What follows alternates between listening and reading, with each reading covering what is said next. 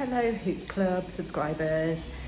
This is our 12th box. So this box is marking a year of Hoop Club, which is exciting. I'm trying to work out if I'm looking at the camera here. So that's why I'm looking a bit odd. So we are going to stitch this. That might be back to front, but this is the beautiful project by Ciara from Pretty Strange Design, and I just love it. It is really good fun. We're learning this brand new stitch, long and short stitch, and there's a bit of satin stitch, and it's just a really fun project. So I'm going to show you how to do it. And we've also got, in your boxes, you'll note you've got a piece of pink fabric, cross-stitch fabric, which you will have no idea what to do with that at the moment, but I've got a little extra project that uses the thread that you will have left over from this, and is a little cross-stitch project for that little bit of pink fabric, but I'll do that in a part 2. So this is our box for August, and I'll show you what we have.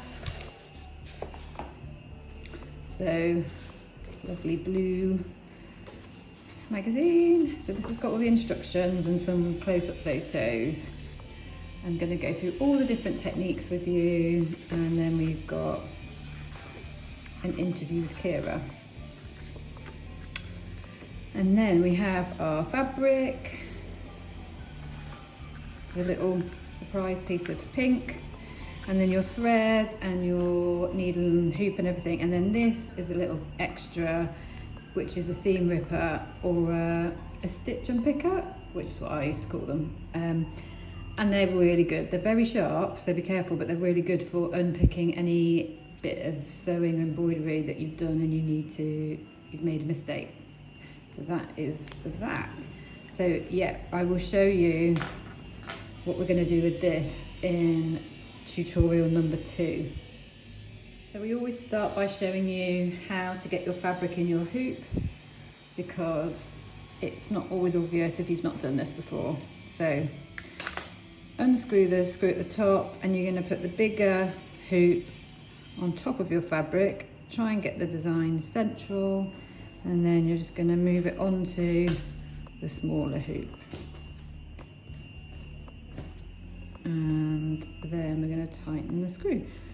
And if you want to move it afterwards, once you've stitched it, that's fine if you're not happy with how central it is, but for now I'm going to go with that.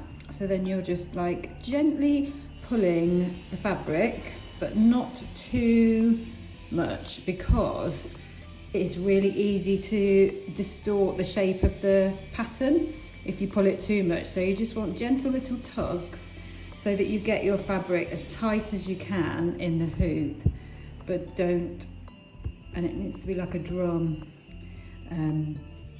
so fairly tight so that you can, well, it's just easier to stitch when it's tight.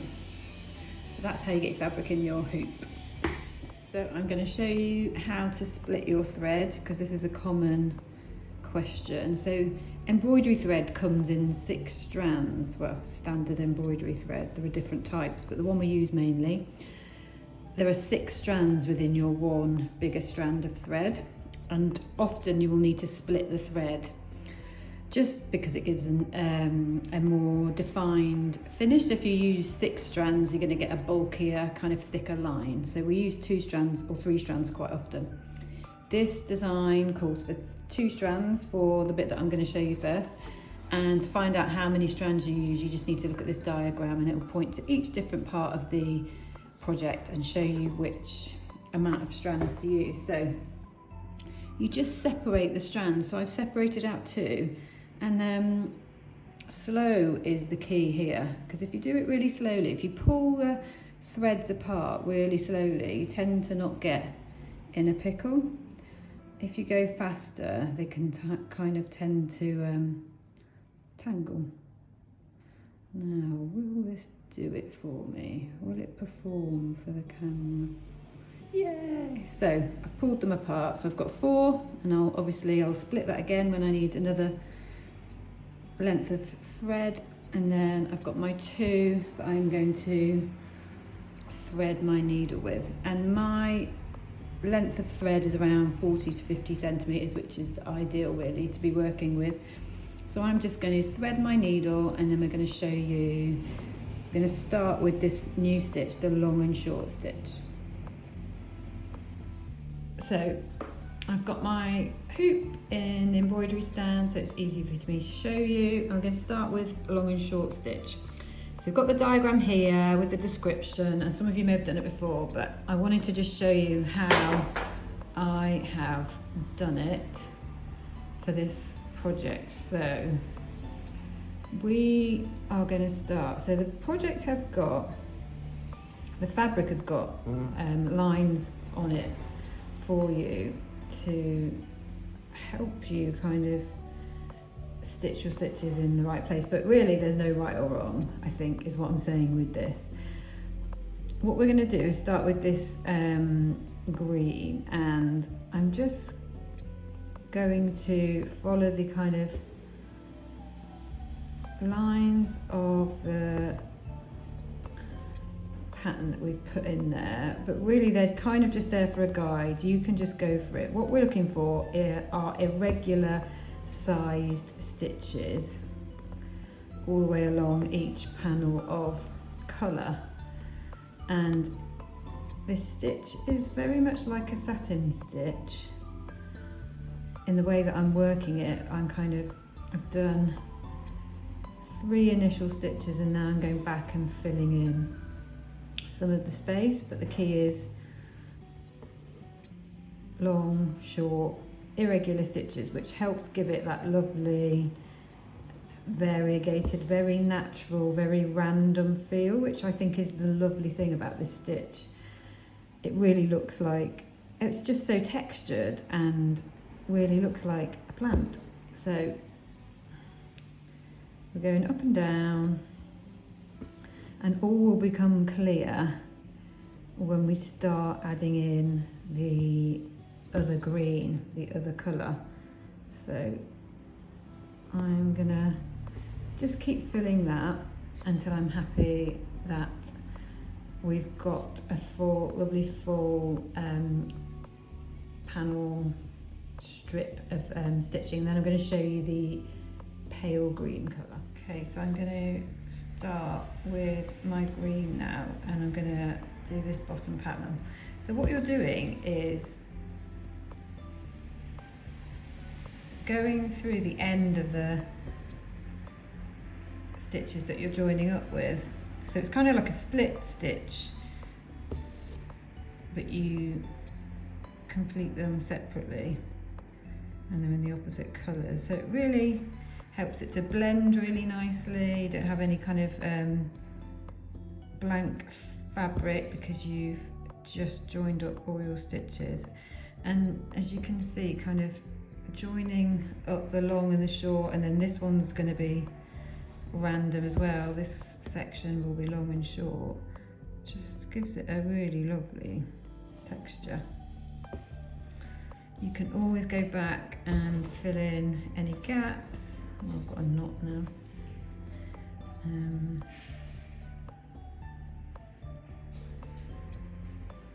There you go.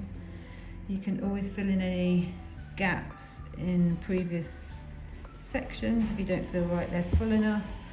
But in the same way that I did that first section, I'm just doing random size stitches, but I am joining them up to the panel that I've done before and blending them, and that is basically the technique. So I'll do a few more. We're just doing, on this plant, we're just joining up all these sections of green, and at the I will show you once I've done this stitch.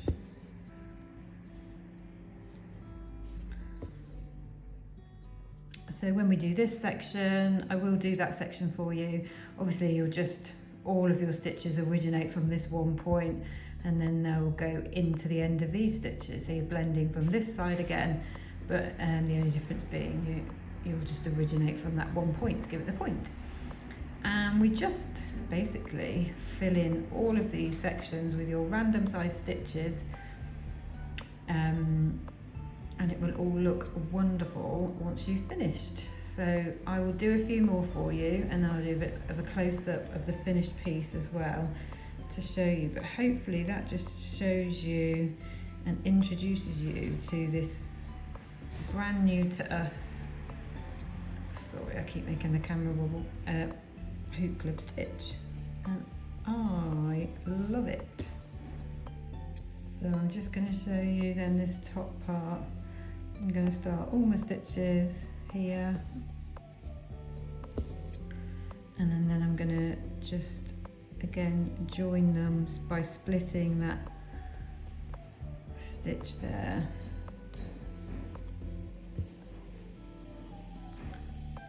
And you can go along, or you can just move around. I quite like doing a few to fill out the shape and then go back and fill in the gaps.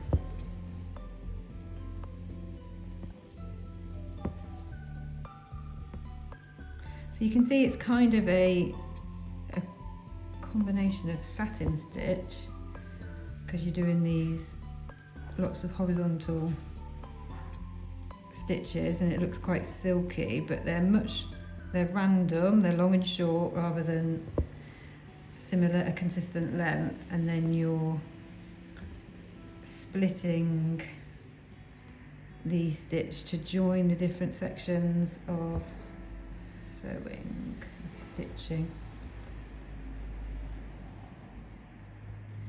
And you don't want to have any gaps where you can see the fabric. You might go more than once through the same stitch at the end. Just do whatever you need to do to kind of fill in your panels. So I'm happy with that one. I'll show you a few more as well, how we kind of work around. It just gets a little bit fiddly here. You're doing smaller sections, but it's the same technique the whole way around, and because the different greens kind of contrast against each other, you get the kind of feel of all these different leaves. So that is long and short stitch. So I'm just going to show you this one.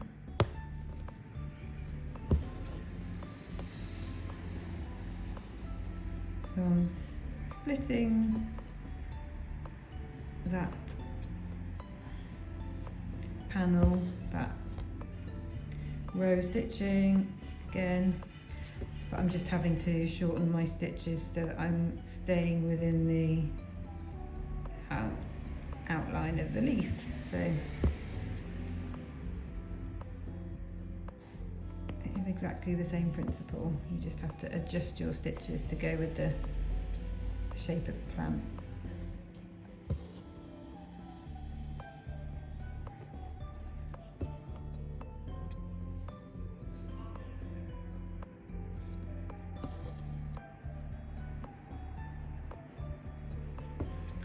So I'll do a few more in there, but then this panel will go that way, obviously.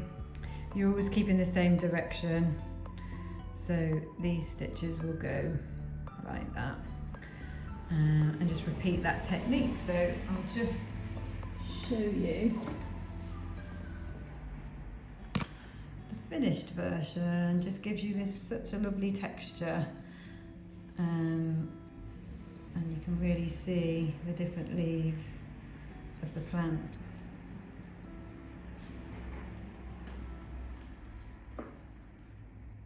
And now we're going to move on to Satin Stitch. So if you subscribed last month, then you will have done some Satin Stitch with us. And the way we get a lovely Satin Stitch is we first outline the shape in a split back stitch. So I'm using 2 strands, and I'm just going to go all around this middle diamond with a split back stitch, and it gives us a lovely border to work with, a lovely outline, and I think it helps your satin stitch to just sit proud of the fabric and gives it that lovely kind of quilted feel. Ignore that thread, let's just come through.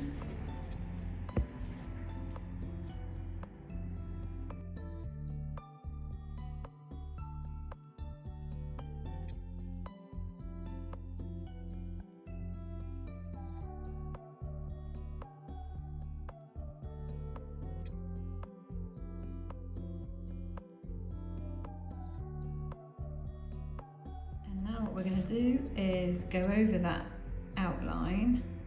We're going to do this one diagonally. We're going to do all these diamonds diagonally and just fill in with the satin stitch. So you just start with your needle just on the outside of the border you've just created, and then just nice long stitches over the shape,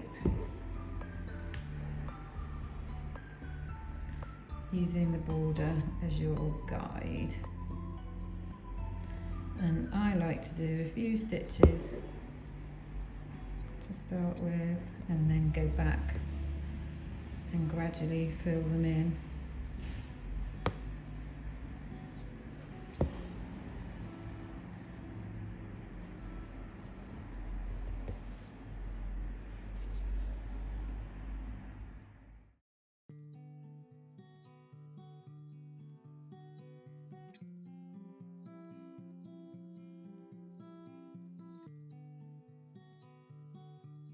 That's our first red diamond done in satin stitch. I'm going to do the same with the yellow, and what I've done here is I have actually split this bottom section and split these two top sections. So I'm going to outline that in a separate section. Just makes it easier so that you're not doing a really, really long satin stitch from there to there. So I'll just show you how I've done that section as well. So I've done my outline in yellow of the shape, the part of the shape that I want to stitch. And now I'm just going to do the same. Use my border as a guide to add my satin stitches.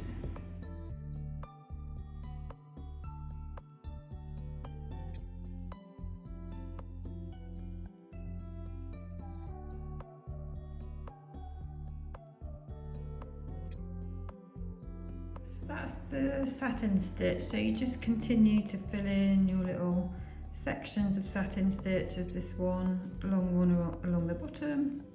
So just border that with your split stitch and then fill it in with your satin stitch. And that is that. So now we're going to do the outline of the heart and these little panels here, and this is done with 3 strands of thread. So we're going a bit chunkier with this, and we're doing a split back stitch, which is one of my favourites. It just looks really lovely and smooth, and it's really easy to do. So you do 1 stitch and then you're going back right down the middle of that first stitch, and then we do another stitch and back down the middle of that stitch. And I will just zoom in on that for you. So we're doing our next stitch, and then we're going right back down the middle of the last stitch. And it just gives you a lovely kind of continuous line. It looks a bit like a chain stitch when you've done it. It looks really lovely, and I always think it looks like it was a bit more difficult than it is.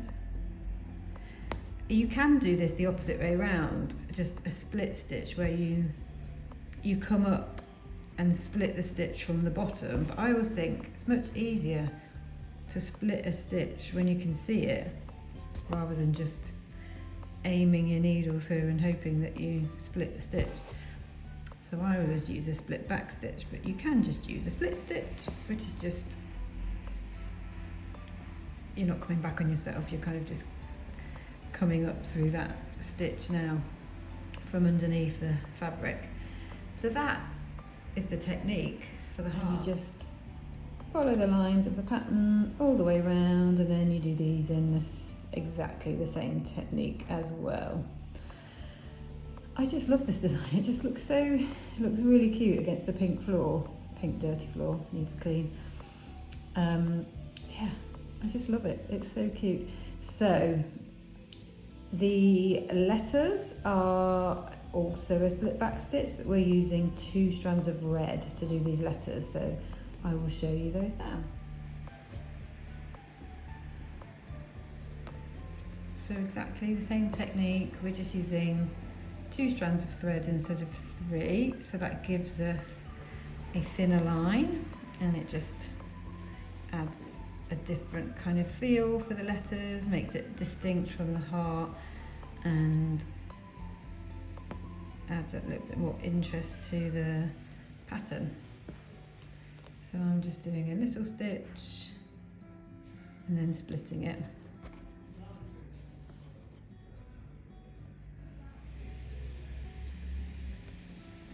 And then this is a good example of when you go around a corner.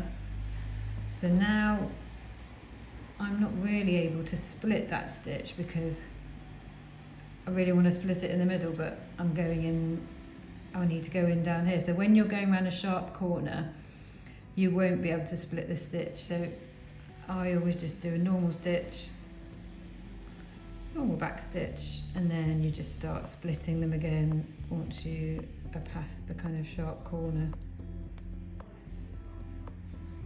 So now I can start splitting again because the curve of the corner is not so great. And when you are going around gentle corners like this, split stitch is so good because you can just gently move your stitch back to the line of the pattern where you want it to go. So it's really good for lettering. A split back stitch. So that really, I don't think I need to show you anymore, do I? It's the same stitch. You're just using less thread and you are outlining the letters, so just keep doing that.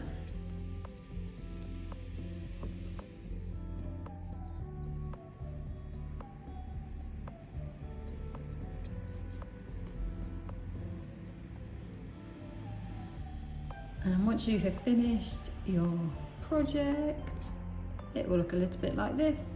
And we're going to show you how to put the wadding and the hoop back on. So you trim around your fabric 2 to 3 centimeters so that it's not too bulky with all of the fabric going in the back, and then you trim around your piece of wadding using the backing disc as a guide for size. So once you've trimmed your wadding down, you put that in the back of the hoop, and then you get your cardboard disc, fold the fabric under, and then just push in the cardboard disc. And then you've got a finished piece ready to hang. And I really love this one.